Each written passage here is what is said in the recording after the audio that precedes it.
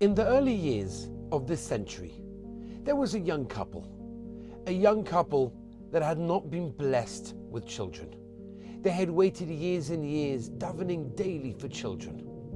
It was in the times before the standard washing machine was installed in every house.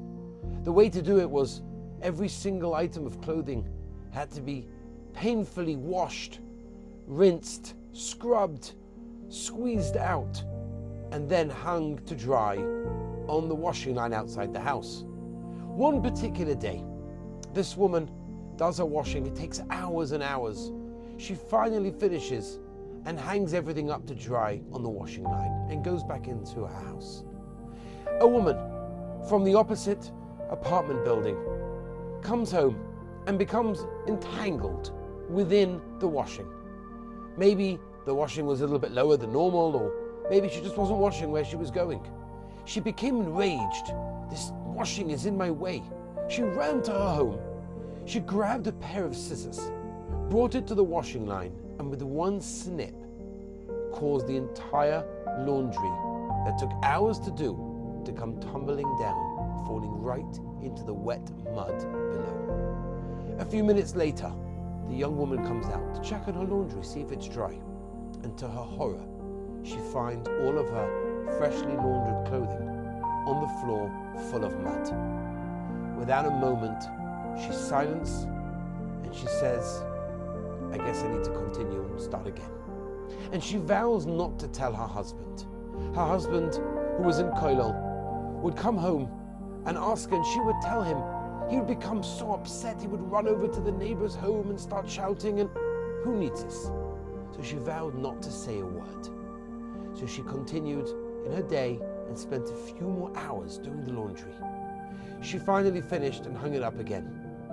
The husband comes home, she doesn't say a word to him. That night, there's a commotion in the apartment building across the street. The enraged woman's young child became terribly ill. In a moment's notice, high fever, terribly ill. They called a doctor. And the father goes running to the Rav, Rabbi Avi Wiesenfeld, to ask for a bracha. The Rav, hearing about how he suddenly became so ill, asked the question, was there anything that happened today? Husband says, I have no idea, but I'm going to go ask my wife. He goes home to ask his wife. She says, I admit, I did a terrible thing.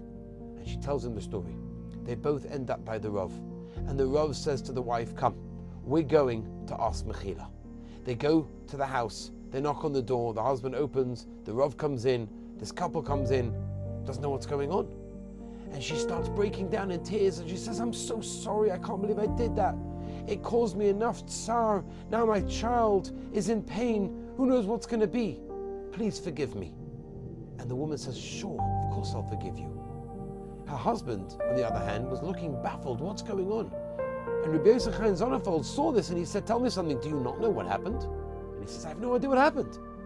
And when he found out what happened, the Rav said, wow, your wife didn't tell you to not cause more machlokas?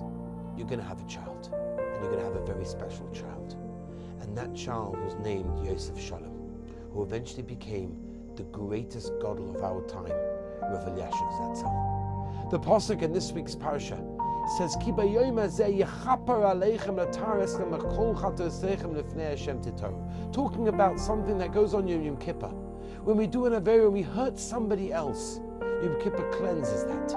Explains the Mishnah in Yuma, it only cleanses that which happens ben adam l'mokim. Something that happens ben adam l'chaveroi, we have to attend to.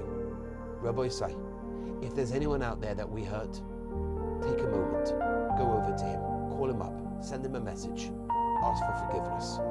Who knows what it can change? Have a wonderful Shabbos.